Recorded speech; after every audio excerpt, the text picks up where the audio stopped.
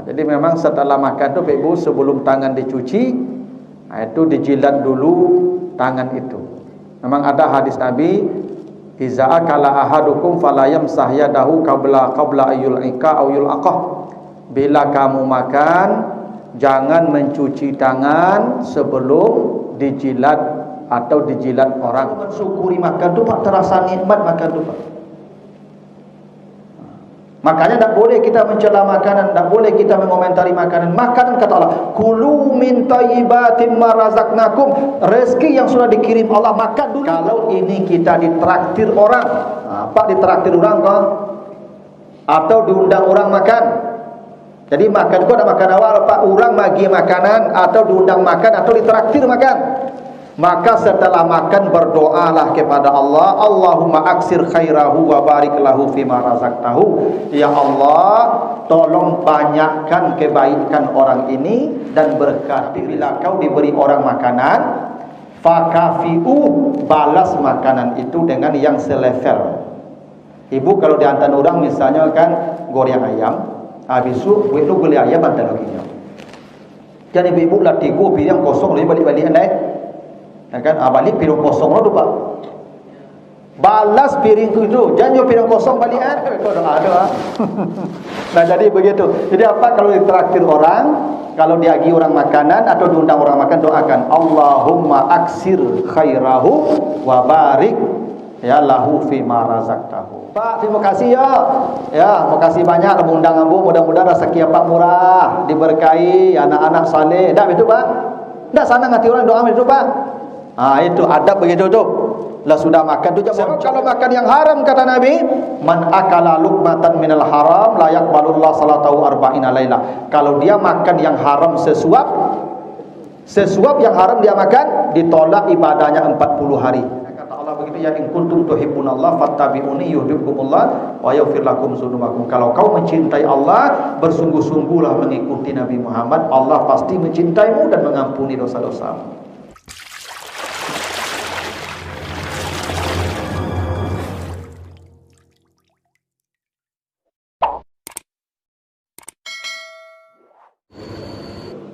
Alhamdulillahirabbil alamin, wassalatu wassalamu ala asrafil anbiya'i wal mursalin wa ala alihi wa ashabihi ajmain.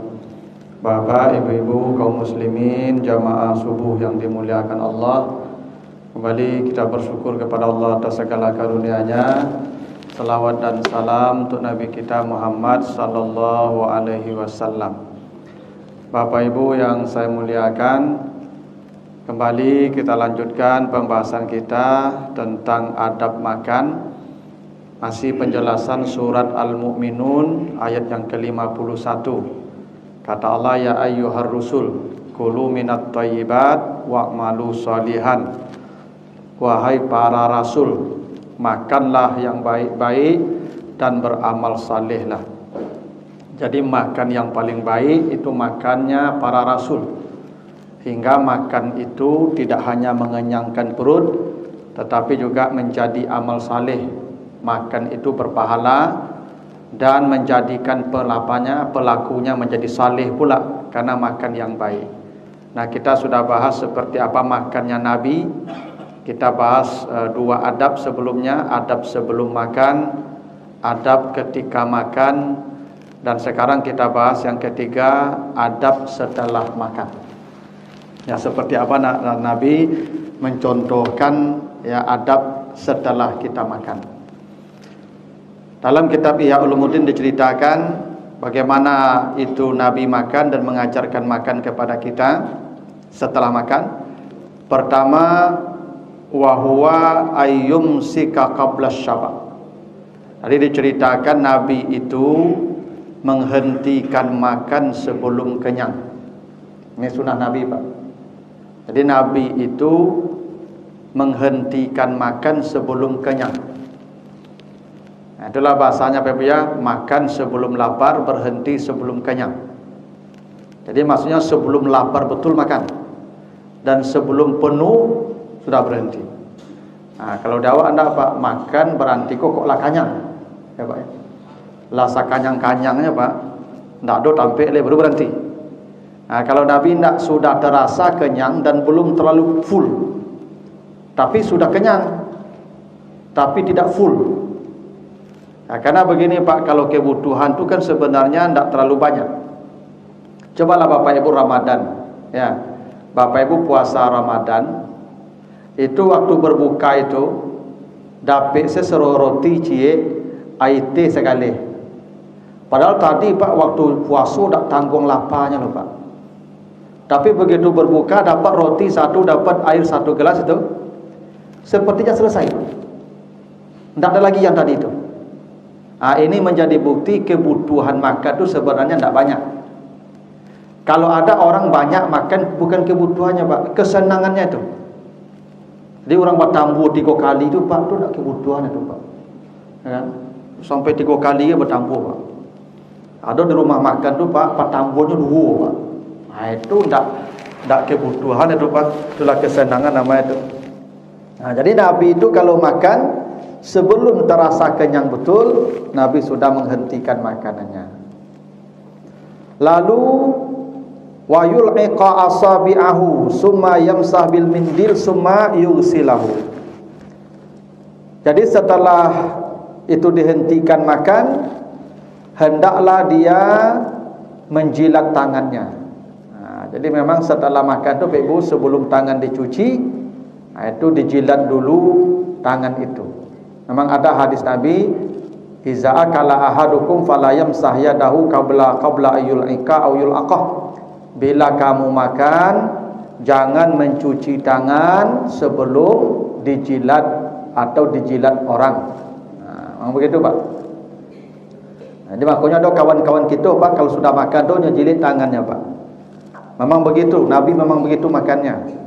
Cuman karena kita ni tidak biasa, bekoi tampil orang makan bersama beralih buat cuba situ Pak, agak lain cari orang kawan. Karena tu dia agak-agak aja Pak. Tapi kalau makan di rumah mungkin bisa tu Pak. Apa maksudnya tangan dijilat? Hingga Nabi itu mengajarkan hingga yang menempel di jari-jari pun dimakan. Tidak ada yang terbuang Pak. Kan biasanya di jari itu banyak Pak, apalagi kalau kita makan nasi pakai kuah Pak, itu banyak di jari itu menempel begitu Pak. Nah oleh Nabi yang menempel di jari pun tidak boleh dibuang, tetap dimakan. Itu rahasia menjilat tangan itu Pak. Tidak boleh ada sedikit pun makanan itu yang terbuang, hingga yang menempel di jari pun makan. Ya di samping Bapak Ibu, ya memang ada rahasianya secara biologi, bahwa di jari-jari kita ini ada bakteri-bakteri pembusuk yang kalau kita jilat itu boleh jadi mempercepat proses pembusukan di pencernaan kita. Bahkan kata Nabi boleh orang menjilatkannya. Ya, karena Aisyah itu kalau makan dengan Nabi, kata beliau, sering tangan Aisyah dijilat Nabi. Memang begitu Pak, Nabi kalau dengan istrinya makan, itu tangan Aisyah ko dijilit. Itu romantis. Jadi kalau bapak-bapak, ibu-ibu bisa di rumah, tak apa-apa. Jadi nanti sudah makan, ibu sudah ambil tangan ibu tu dijilit. Cubalah ibu sekali itu, romantis. Apalagi apa yang tak bagi gile. Itu lain Rasul dijilit apa yang tak bagi gile itu. Ya tapi ibu-ibu jangan rancak-rancak lah, tiuk sudah makan Pak, itu ya.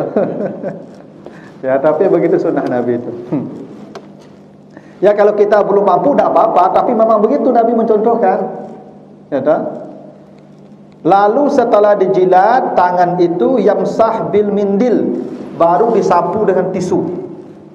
Jadi setelah dijilat tangan itu disapu dengan tisu. Ya, kalau ini sapu tangan, mindil itu sapu tangan. Setelah disapu dengan tisu atau sapu tangan, jari-jari yang dijilat tadi baru dibasuh dengan air. Begitu yang dicontohkan Nabi Pak. Jadi tangan tempat cucian tangan Nabi itu tidak kumuh mau diawak Pak, tidak kuningnya langsung Pak. Jadi air tempat cucian tangan Nabi itu tidak kotor pula. Karena tadi semua tangannya jarinya sudah dijilat, habis itu dilap pula pakai tisu atau mindil atau sapu tangan, baru dicucikan. Begitu Pak. Jadi air cuci tangan Nabi itu bersih. Lalu yang berikutnya wa yaltaqitu fatatit ta'ami qala sallallahu alaihi wasallam man akala ma yasqutu minal maidah asha fi sa'atin wa ufiya fi waladihi. Hendaklah seseorang memilih makanan yang terjatuh dari piringnya. Jadi Nabi itu Pak, kalau ada yang terjatuh rimah dia waktu ya. Jadi rimah yang terjatuh itu Pak, itu Nabi pilih, Nabi makan. Begitu Pak. Artinya tidak ada satu pun yang terbuang. Makanya dulu Ibu, apa takana nenek Ibu kalau bahasa serak Pak makan barimah-rimah Pak kecil nenek Ibu ang 6 bulan menanti itu mau marimah makan milik aja. Begitu Pak. Kadang-kadang anak-anak wak kini Pak tidak diajar menghargai makan tu Pak. Cuba cari anak-anak kini makan Pak, serak-serak di sekeliling piring tu. Maka orang gaib makan cetujuh. Nah, yang berserakan di luar piring itu hendaklah dia pilih dan makan. Begitu indahnya Islam ni Pak. Ya, untuk mengajarkan ke kita tak boleh ada yang terbuang tu. Maka Nabi suruhnya 3 jari tadi. So kalau 5 jari Pak, itu potensi berseraknya tu. Apa kalau makan 5 jari, ketika mangkik kataku batepai begitu kok. Tapi Nabi makannya 3 jari Pak, sehingga tak gadang dan tak batepai ketik. Nah, kalau jatuh Nabi ambil kembali dan Nabi makan. Kata Nabi, siapa yang memakan makanan yang jatuh dari piringnya, dari maidahnya, dari hidangannya, Allah hidupkan dia dengan kelapangan. Dan Allah berikan afiat kepada anak-anaknya. Waktu janji Nabi begitu Pak. Jadi kalau yang di piring jatuh itu kita ambil, kita makan, hidup kita dilapangkan Allah dan anak-anak kita diberikan afiat oleh Allah. Afiat itu Ibu begini, ada sehat wal afiat ya. Maka Bapak alhamdulillah sehat wal afiat. Pak sehat wal afiat Pak. Beda sehat dan afiat nih Pak. Perampok itu Pak sehat-sehat Pak, tapi tidak afiat. Sehat Pak, tapi tidak afiat. Karena kesehatannya tidak mengantarkan dia pada kebaikan. Itu afiat. Ya. Mungkin apa-apa yang lah sakit lutut, lah sakit pinggang, mungkin tak sehat lah Pak, tapi afiat. Kenapa? Masih bisa mudah berbuat baik. Makanya sehat wal afiat Bapak Ibu. Orang sehat yang kesehatannya membawa pada kebaikan dalam hidup, namanya sehat wal afiat. Kalau sehat saja tidak baik, belum tentu baik. Boleh jadi orang tidak sehat tapi afiat. Boleh jadi orang sehat tapi tidak afiat. Yang kita minta sehat wal afiat. Nah, itu Pak. Maka kata Nabi, yang makan makanan yang jatuh dari piring itu dilapangkan Allah hidupnya dan anak-anak mereka dijadikan afiat oleh Allah. Tuh, hebatnya Pak, mengambil makanan yang terjatuh. Lalu berikutnya wa yukhallilu wa la yabtali'u kullama yakhruju min baini asnanihi bil khilal illa ma yajma'u min usuli asnanihi bilisanihi amal mukhriju bil khilal fayarmihi. Hendaklah seseorang ketika makan itu menyelang-nyelangi giginya. Maksudnya ini Pak, ada apa dongkrak Pak. Jadi memang sunnah Nabi itu kalau makan kau dongkrak Pak. Jadi celah-celah gigiku dicuki. Itu sunahnya Pak. Waktu makanan-makanan lado-lado bagai. Kalau tu Pak sudah makan kau apa laki lado ya Pak. Habis kau galak ke orang Pak. Orang lah galak mencari awak. Orang galak di awak tu bukan awak lucu. Enggak, di gigi kadang di lado dia apa lado di gigi kadang itu. Makanya dicuki itu Pak dengan dongkrak. Itu sunah Nabi, betul sunah Nabi itu. Nah, kalau yang dia dongkrak tadi, misalnya Pak dongkrak keluar daging segadang kelingking. Nah, kan bisa jadi itu Pak. Pas didongkrak Pak, keluar daging segadang kelingking Pak. Maka kata Nabi, la yabtali, jangan dilulu yang itu. Jangan keluar daging Pak dicuki segadang kelingking, itu punya Pak. Jangan kata Nabi, buang. Yang dicongkel kalau terbawa keluar dengan congkelan itu buang. Tapi kalau yang keluar karena lidah, kan ada orang habis makan ke lidah Pak, tabungka Pak daging, tapi lidah, maka boleh ditelan. Begitu Pak. Detailnya Pak. Kan ada orang habis makan Pak, lidahnya yang menggaring-garing. Mungkin dah sangkui dia patai, mungkin patai kok kan, patai kulit Pak. Kalau kulit patai kau laki gigi Pak. Kalau encik patai tak Pak. Kulit patai kau lidah ya Pak. Kiranya tak bongkah Pak. Ya kan, boleh jelulu tu Pak. Kalau jadi dah. Tapi kalau dia congkel dengan gigi, dengan apa? Dengan lidi, maka la yabtali, tak boleh ditelan. Harus dibuang. Memang begitu. Makanya Bapak Ibu kalau makanan itu, misalnya gini, Bapak Ibu sedang puasa Ramadan, tiba-tiba jatuh makanan dari gigi kita, sela-sela gigi kita, mungkin tak gosok gigi tadi dekat, itu jatuh makanan Pak, yang di salah-salah gigi itu jatuh surang di bawah air ludahnya, dia boleh menelan, tak membatalkan puasa. Tapi kalau cuki Pak, itu tak bongkar kalau apa, itu jukunya apa, batal puasa. Artinya makan tu Pak. Memang begitu. Jadi memang sunnah Nabi itu Ibu mencongkel sela gigi. Makanya yang paling baik itu Pak, habis makan tu kalau bisa gosok gigi lah. Itu yang paling baik. Karena kalau dengan gundar gigi kan akan dibersihkan sela-sela gigi itu Pak. Memang begitu. Lalu setelah itu wal yatamatmat ba'dal khilal. Setelah tadi dicuki, gigi-gigi tadi dicuki, didongkrak, maka hendaklah dia berkumur-kumur setelah itu. Itu memang begitu Pak, Nabi ajarkan makan. Jadi lah dicuki sadonya Pak, lah berasi selalu gigi itu, ambil air kumur-kumur. Ya. Kumur-kumur. Gitu. Dan airnya tu ditelan. Telan, air kumur-kumur tu kita. Ya tak apa-apa kan. Wa ayul ikal qas'a wa yashrabu ma, setelah itu hendaklah dia siram ya piringnya tadi dan meminum airnya. Masyaallah Pak. Jadi piring yang apa tadi itu, ya toh, yang sudah bersih tadi dijilat tepi-tepinya itu, ya. Jadi piring itu, kalau bahasa Nabi itu Pak, dicontohkan Nabi, itu dikumpulkan jilat, begitu ya. Setelah piringnya bersih, oleh Nabi disiram dengan air. Lalu air itu diminum Nabi.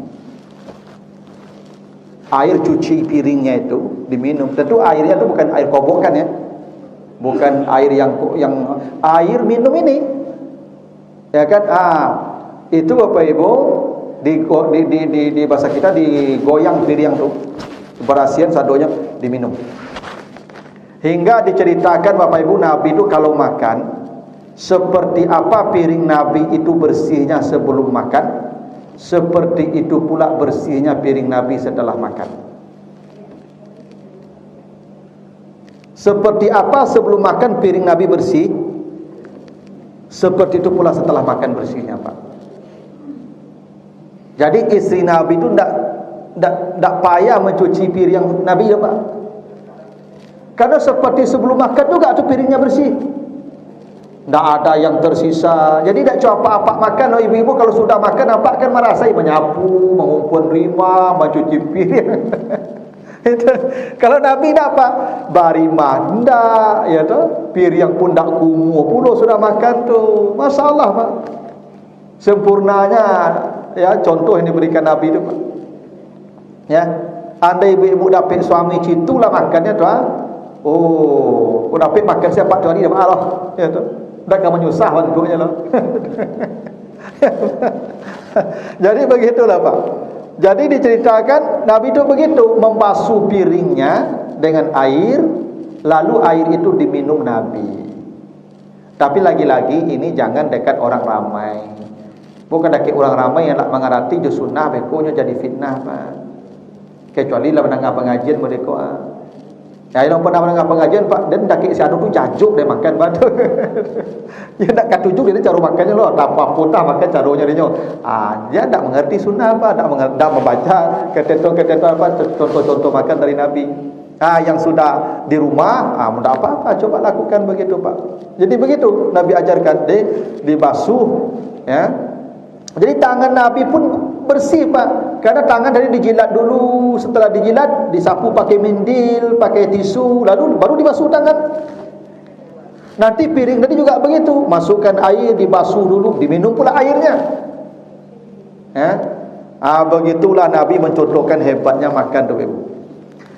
Ini ada hadis, man la'iqas qas'a wa ghasalaha wa syariba ma'aha kana lahu itqu raqbatin wa annal tifat al-fasad muhurul khuril in. Itu kata Nabi ni. Siapa yang membasuh piringnya, dimasukkan air, dibasuh piringnya, semua bersih, lalu meminum airnya, maka dia diberikan pahala seperti memerdekakan seorang budak. Masalah tu Pak, memerdekakan budak tu pahalanya dah kecil Pak. Seperti apa besarnya pahala memerdekakan budak Pak? Dalam hadis yang sahih, kalau ada orang melanggar di siang Ramadan, dia berhubungan suami istri, maka kafaratnya dia harus memerdekakan budak. Jika dia tidak mampu memerdekakan budak, dia puasa 2 bulan berturut-turut. Artinya apa itu Pak? Memerdekakan budak, dia puasa 2 bulan berturut-turut, itu setara. Kira-kira begitu. Kan siapa yang melakukan hubungan suami istri, kata Nabi, wajib kafarat puasa memerdekakan budak yang pertama. Kalau dia tidak mampu memerdekakan budak, maka puasa 2 bulan berturut-turut. Apa maknanya itu? Puasa 2 bulan berturut-turut ini selevel nilainya dengan memerdekakan budak. Kata Nabi, siapa yang mencuci piringnya lalu dia minum airnya, maka dia diberi pahala setara dengan memerdekakan budak. Sama je puasa 2 bulan berturut-turut. Kadang-kadang tu Pak, iya betul. Murah banget dapat pahala Ustaz. Cubalah aku dah percaya, nanti jelit dah kira. Memang mudah Pak. Memang cari pahala kau susah, Ibu? Tak susah kan? Kata Nabi, siapa yang bersedekah separuh korma, ditutup semua pintu neraka. Gampang mana? Iya gampang, cubalah. Ya gampangnya Pak. Siapa yang solat 2 rakaat setelah fajar, azan subuh solat 2 rakaat, dapat nilai lebih dari dunia dan isi jauh. Iya murah, kan murahnya. Murahnya Pak. Kalau kebaikan tu murah mananya, tak payah. Makanya kata Nabi, siapa yang mencuci piringnya lalu dia basuh sampai bersih, lalu dia minum airnya tu, maka kata Nabi sama dengan pahala memerdekakan seorang budak. Dan siapa yang memakan makanan yang jatuh, maksudnya yang jatuh tadi, yang dipolungguanya balik, yang pilih balik jatuh tu, yang makan, kata Nabi, itu maharnya untuk seorang bidadari. Jadi apa yang acuk milih makan tu banyak bidadarinya besok tu. Yang pemali 2 saya dapat besok paling tinggi. Apa yang berserak-serak makan, yang berimah-rimah makan tu miskin bidadari besok tu. Jadi apa yang acuk milih makanan tu, cik bidadari kau, 2 bidadari kau, 3 kau acuk apa milih makan tu banyak bidadari 4 besok tu. Ayolah kamu. Tapi ibu kok situ dah besar dah pilih Pak. Mau pada taniannya orang besok banyak apa dapat nak buka mangas tu. Jadi camel ibu Pak rajin milih makanan beko tu lah, tak banyak apa dapat bidadari tu ibu-ibu tu dah. Lapor saja lah kan. Banyak saingannya besok. Bidadari tu dah untuk kami pakai lah. Bidadari tu untuk pelayan saja. Yang kami nikmati tu sama-sama di ibu. Yang kita bersenang-senang ibu nanti dengan suami. Bidadari tu enggak. Ibu kalau ada di sorga, bidadari itu tidak ada nilainya. Jangan ibu rusuh pula tu. Memang ada jamaah pula yang rusuh Pak Ustaz. Apa-apa dapat bidadari, ada 2, ada 100 bagi dapat tu kami kaji dia situ besok dah masuk surga kami. Jangan camel lah ibu. Ibu kau masuk surga, bidadari tu tak berguna di kami tu. Tak bernilai ke lo. Sama gini Pak. Ibu ini jutaan kali lebih cantik dari bidadari. Kami kalau kena ada makanan Pak, tu nampak rinyuk dari kami Pak. Rinyuk kok tak tanggung kadang nilai Pak. Tapi tibu ikan rayu Pak atau gariang, maka rinyuk kok nampak dari kami tu. Tak betul? Ibu cuci rumah. Ibu lebih cantik dari bidadari itu, maka ketika ibu hadir bidadari kok ada gunanya lain. Bidadari kok baru berguna kalau ibu masuk neraka. Karena kata Nabi, perempuan itu yang paling banyak masuk neraka. Menjalang ibu-ibu ke surga, akulah penumbuknya untuk kami dulu. Jadi kau seret kau Pak bidadari kau ban seret kau sampai ibu-ibu balik ke surga. Karena kata Nabi, perempuan tu banyak ke neraka. Jadi perempuan banyak ke neraka minus di surga perempuan, benar laki-laki banyak. Maka bidadari penambalnya. Tu artinya tu. Habis tu masuk ibu balik bidadari bunuh dia tahu. Tapi kalau sama masuk awak dari awal, bidadari kau tak duno oleh kau pelayan-pelayan tu. Ya, hanya ngantarkan makanan, ngantarkan minuman, membarasin tapi lalu awak itu kerja oleh Pak. Jadi buat je rusul kau banyak apa dapat bidadari besok aja rusul oleh.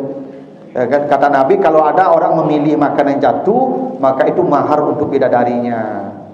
Ya. Memang begitu. Jadi bapak rajin-rajinlah milih makanan yang jatuh. Lalu wa an yashkurallah wa ayashkurallah ta'ala bi qalbihi ala ma at'amah fayarat ta'am ni'matan minhu qala ta'ala kulu min tayyibati ma razaqnakum washkuru lillah. Kata ini yang paling penting ni, hendaklah seseorang bersyukur kepada Allah atas makanan yang telah diberikan kepadanya. Ini Bapak Ibu, rasa syukur ni penting. Orang kalau tidak bersyukur dengan makan ni Pak, dia akan mencela makanan tu. Iko saya kau, tu tanda tidak bersyukur tu Pak. Ya, tidak ada yang lain lah bersyukur Pak. Iko saya, patah iko ya sabar. Tak bersyukur tu Pak. Iko bangit tu sabar ke kau, tak bersyukur Pak. Ya, apa yang ada Pak makan.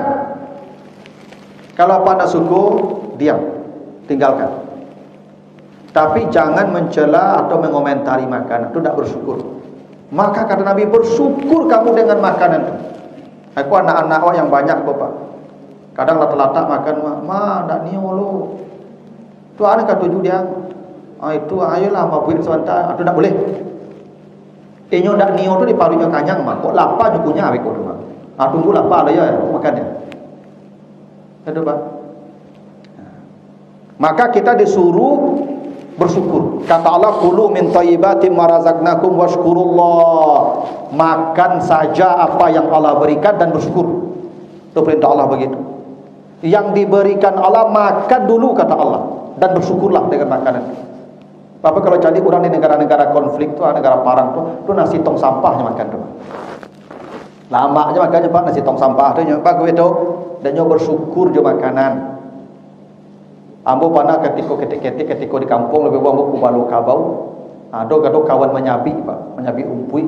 Kami menyabi umpui jauh-jauh tu Pak, tu bawa nasi. Ado apa-apa kawan sama menyabi umpui, ku bawa nasi sasumpi tu sumpi Pak Ibu. Itu sumpi namanya dari pandan dari ado Pak dibuat. Anyaman. Atau itu sasumpi tu Pak, 2 piring lagi 3 piring di situ mah. Ya Pak. Sambalnya apa Pak? Sambalnya sabu ari. Tahu Pak Ibu sabu ari? Karambi ko di kuku. Tu diletakkan di batu lado, tu digiling di batu lado, tu dirandang sampai kariang. Jo sabu ari orang menyinso kan ada sabu-sabu ada Pak. Itu tu sabu ari yang di kampung Ambon Pak. Tu sambal orang paling miskin tu Pak. Ndak ada orang miskin tu, sambalnya itu tu. Karambi ko digosok ke batu lado, tu dikariangkan di kuali. Abi cubi. Abo calik ketika makan apa tu Pak, yo dak basiso sasumpik tu makan tu Pak.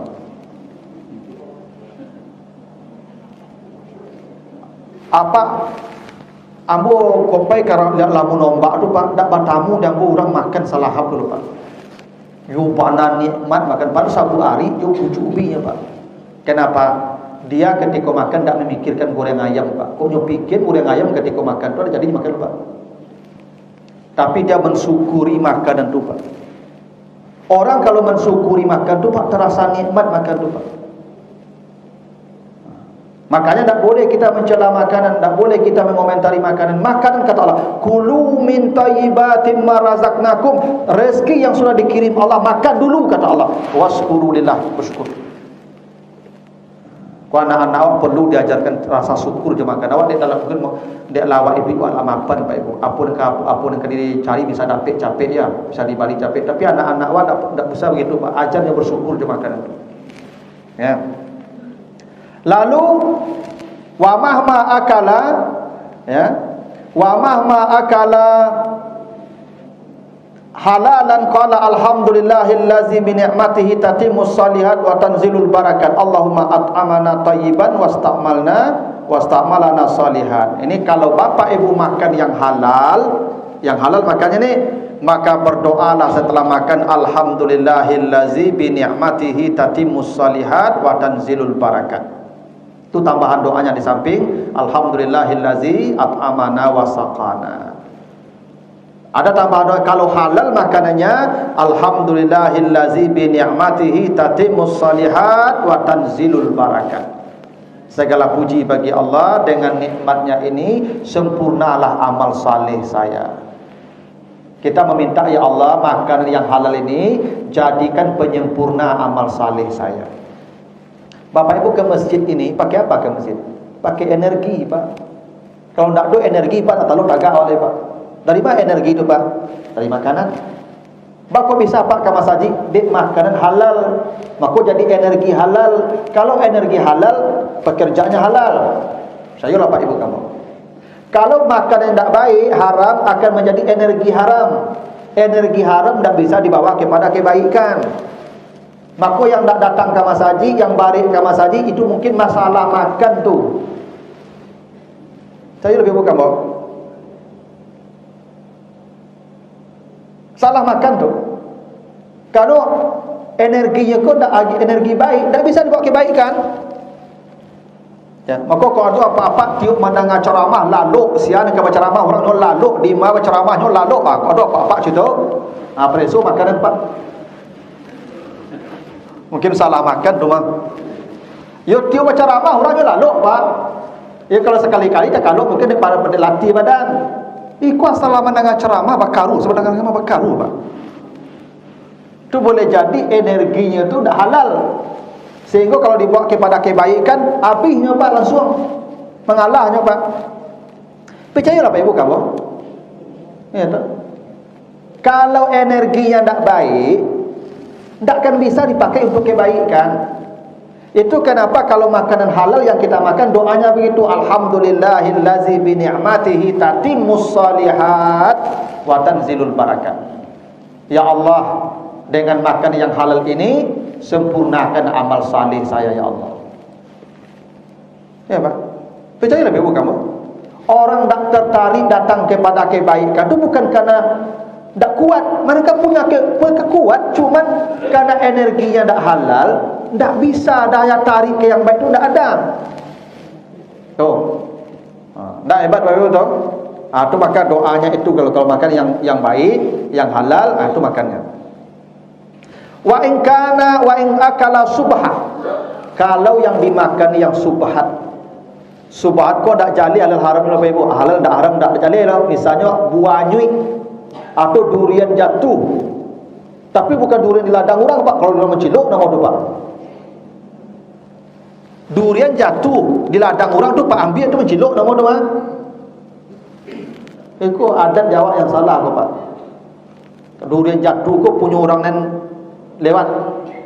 Itu adat dari mana tu Pak? Durian tu jatuh, bapunyo tu jatuh di ladang orang, buahnya apa batangnya milik orang, minta kurang punyo tu. Kecuali durian tumbuh di hutan lebat, di hutan belantara, ayo pinjam orang bersama tu Pak. Tapi kok durian ditanam orang di ladang orang, tu aku punya awak jatuh Pak. Tu haram tu Pak.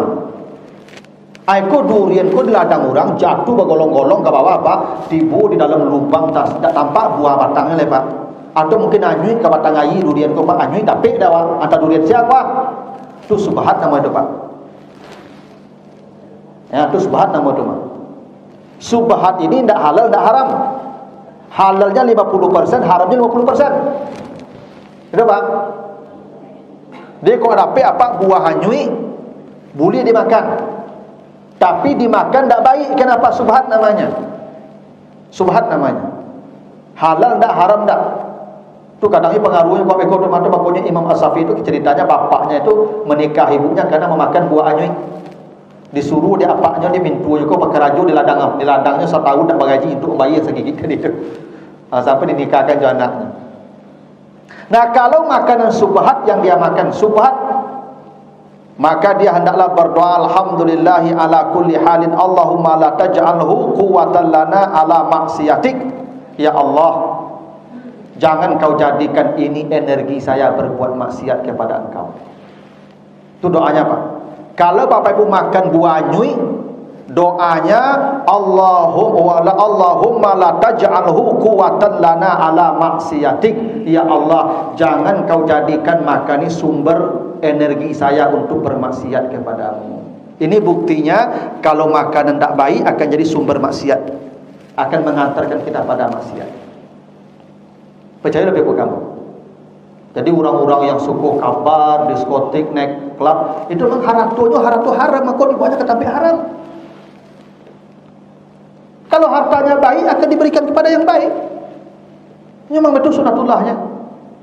Makanya kalau makan di subhan, baru makan buah hanyui, nyo boleh dimakan rumah, tapi subhan, maka berdoalah kepada Allah, Allahumma la taj'alhu quwwatan lana fi maksiatik. Ya Allah, jangan jadikan ini energi saya untuk bermaksiat. Jangan.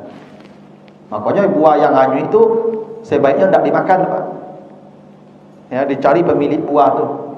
Siapa pemilik kebun tu, agen kenyo balik. Begitu tu Pak. Tapi kalau takut kabusuknya kata campak makanlah. Tapi di doanya nih, kalau subhan makannya, Allahumma la taj'alhu quwwatan lana fi maksiatika. Ya Allah, jangan jadikan ini ya energi saya untuk bermaksiat kepadamu. Ya.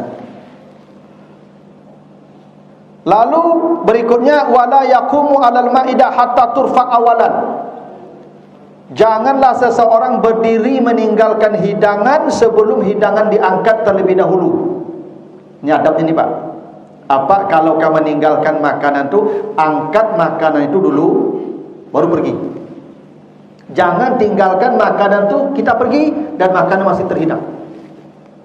Nah, itu adabnya begitu tuh Pak. Kok lah sudah makan, panggil, bu, angkitlah ya. Atau diberhasil ditutup segala macam ala ready.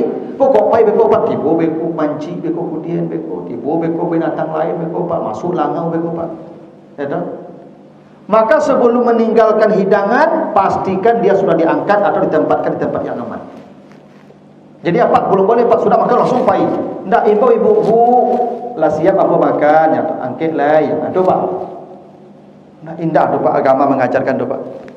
Ada. Jangan tinggalkan makanan tu sebelum makan. Makanya kalau di kampung Pak, kalau ada orang makan basamu Pak, makan bajamba, kan dipulangan kato lu Pak ya. Lah diangkit sadonya Pak, baru dipulangan kato baru pulang. Tu adabnya begitu. Lalu wa in akala ta'amal ghair falyad'ulah Allahumma aksir khairahu wa barik lahu fima razaqtahu. Kalau ini kita ditraktir orang, Pak ditraktir orang kok, atau diundang orang makan. Jadi makan kok ada makan awal Pak, orang bagi makanan atau diundang makan atau ditraktir makan.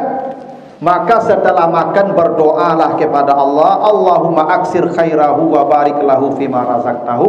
Ya Allah, tolong banyakkan kebaikan orang ini dan berkati rezekinya.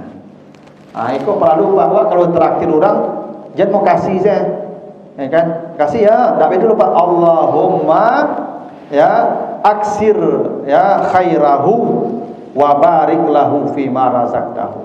Ya Allah, tambahkan kebaikan orang ini dan berkahilah rezeki yang Kau berikan kepadanya. Ini mendoakan orang itu penting Bapak Ibu. Makanya kata Nabi, bila kau diberi orang makanan, fakafi'u, balas makanan itu dengan yang selevel. Ibu kalau diantar orang misalnya kan goreng ayam, habis itu buat lu beli ayam antar laginya. Jadi ibu lah tiga piring kosong lagi balik-balik naik, ya kan? Balik piring kosong lah tu Pak. Balas piring itu, jangan piring kosong balikan. Kalau ndak ada nak dibalikan, nak diagian, fadu'ulah, maka doakanlah dia, Bu. Ya, terima kasih banyak. Lah Bu Antan ambo makanan, tapi mohon maaf ambo ndak ada pembandingnya loh. Ambo doakan si ibu ya, mudah-mudahan ibu diberikan kebaikan yang banyak, diagi rezeki yang banyak, supaya rajin lo beragi ambo balik. Kan bisa juga gawak doa kan gawak ibu itu. Didoakan coba gawak ya doa. Nah jadi begitu. Jadi apa kalau ditraktir orang, kalau diagi orang makanan atau diundang orang makan, doakan Allahumma aksir khairahu wa barik ya lahu fima razaqtahu. Itu kalau tak doa bahasa Indonesia saya, ya Allah tambah kebaikan orang ini dan akan dakwah gitu Pak. Pak, terima kasih ya. Ya, makasih banyak mengundang ambu, mudah-mudahan rezeki Pak murah, diberkahi, anak-anak saleh. Dah begitu Pak. Dah sana ngati orang doa begitu Pak. Itu adab begitu tu. Lah sudah makan tu jangan moncong ya baik, doanya lu. Ikut lah pari kanyang lah moncong saya Pak. Doakan jadi lu. Tu makanya Pak, kan ada adat kalau di kampung Pak, habis makan bersama tu kan berdoa lu nak. Ya Pak, baca doa dulu lah. Kan berdoa dulu Pak. Itu adab tu. Jadi kalau diundang orang makan sama-sama, doa dulu menjelang pagi tu. Doakan yang bagi makan tu. Ya supaya banyak rezekinya, tambah keberkahannya. Tu adabnya begitu. Kalau diundang atau ditraktir orang, doanya. Gitu. Nah, ini yang terakhir. Maka liyuksir istighfar wal hazan ala ma'akala min subhatin. Kalau itu makan yang subhat tadi, hendaklah dia banyak merasa takut dan sedih. Jangan-jangan ini menjadi sebab dia mendapatkan azab Allah di akhirat. Ini penting juga Bapak Ibu. Kalau makan subhat itu takut awak. Jangan-jangan tu makan tu menjadi sebab masuk neraka. Walaupun tu boleh dimakan tadi. Jadi kalau makan subhat takut, apalagi yang haram Pak. Sebab kalau makan yang haram kata Nabi, man akala luqmatan minal haram la yaqbalullah salatahu arba'ina laila. Kalau dia makan yang haram sesuap yang haram dia makan, ditolak ibadahnya 40 hari. Kok sesuap Pak? Apalagi sepiriang bersuap dong. Sesuap yang haram dia makan 40 hari ibadahnya ditolak oleh Allah. Dan dalam hadis lain Nabi mengatakan, kullu lahmin nabata minal haram fannaru aula bihi. Setiap daging yang tumbuh dari makanan haram, neraka tempatnya. Maka kalau kita makan subhat, hendaklah kita merasa cemas dengan azab Allah. Apalagi makan haram. Yang subhat saja harus cemas, apalagi yang haram. Karena begitu kata Nabi, kalau ada daging tumbuh dari yang haram, neraka tempatnya.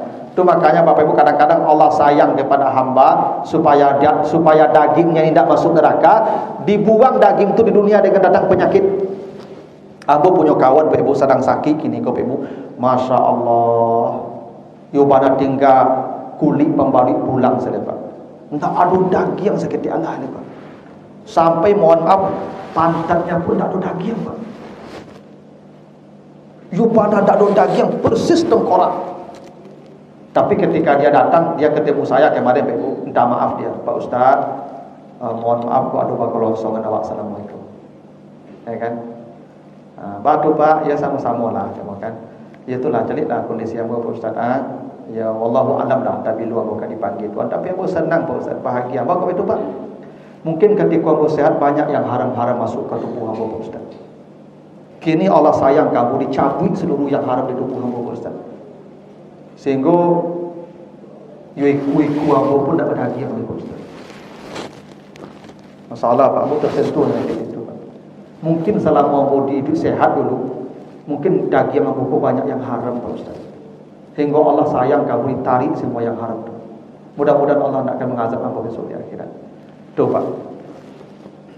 Jadi makanya kalau ada bapak sakit menjelang mati sampai kurui, alhamdulillah lah betul tu. Ya. Itu mungkin ketika sehat banyak yang haram masuk tu Pak. Iya. Ada. Itu Pak. Memang begitu Pak. Ya. Karena kalau daging itu dari yang haram, neraka tempatnya. Sekarang daging dah habis semua. Apa lagi? Itu sayangnya Allah kepada kita tu Pak. Ya tu. Ditarik Tuhan supaya neraka nanti menyelesaikan di sini, dikasih penyakit dia. Nah jadi kalau yang haram, yang subhat kita makan cemas lah. Nah setelah berdoa tadi, baru ghuslul yad bil asnan fayakfihi ayaj'al al asnan fi kafihil yusra wa yusilul asabi as-salas. Jadi setelah itu tadi kan semua tadi sudah tuh ya bersih semua, terakhir cuci tangan. Cara mencuci tangan, diambil kobokan itu, apa nama itu, air basuh tangan nama itu dah. Diambil dengan tangan kiri, disiramkan ke tangan kanan. Jadi tidak dimasukkan ke sampai kobokan dulu Pak. Nah contoh dari Nabi begitu. Jadi mencuci tangan kok Pak, sudah dijilid, sudah diapit, tidak langsung dimasukkan ke basuh tangan, diambil basuh tangan itu disiramkan. Begitu cara mencuci tangan. Setelah itu baru dia lapkan ke mulutnya. bibirnya. Jadi tangan yang dibersihkan tadi itu Pak, itu diginikan ke bibir kita. Supaya ku adul ziko si susu makan menempel di bibir kita, bersih pula dia. Itu ya sempurnanya makan yang dicontohkan oleh Nabi. Hingga makan itu benar-benar menjadi amal saleh dan menjadi jalan kita untuk menempuh ya amal-amal yang saleh pula. Nah ini Bapak Ibu ya, adab-adab yang diajarkan Nabi setelah makan. Nah kalau tidak bisa semua, minimal diansur-ansur.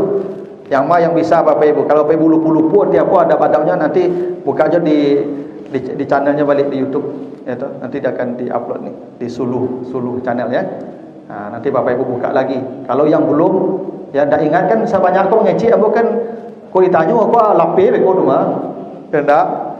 Bapak Ibu coba sebutkan adab-adab setelah makan sebanyak itu mungkin enggak hampir tergingi ya Pak. Lapih kau rumah dibuka dicari balik. Beransur-ansur kita mengikuti. Karena kata Allah begitu, ya in kuntum tuhibbunallah fattabi'uni yuhibbukumullah wa yaghfir lakum dzunubakum. Kalau kau mencintai Allah, bersungguh-sungguhlah mengikuti Nabi Muhammad, Allah pasti mencintaimu dan mengampuni dosa-dosamu. Itu jaminannya begitu. Kalau kita sungguh-sungguh mengikuti Nabi Muhammad, Allah mencintai kita dan mengampuni dosa-dosa kita. Begitu janji Allah di surah Ali Imran ayat 32, ayat 31 dan 32. Begitu dulu Bapak Ibu, mudah-mudahan ada manfaatnya. Lebih kurang mohon maaf. Subhanakallahumma wa bihamdika asyhadu an la ilaha illa anta astaghfiruka wa atubu ilaika. Wassalamualaikum warahmatullahi wabarakatuh.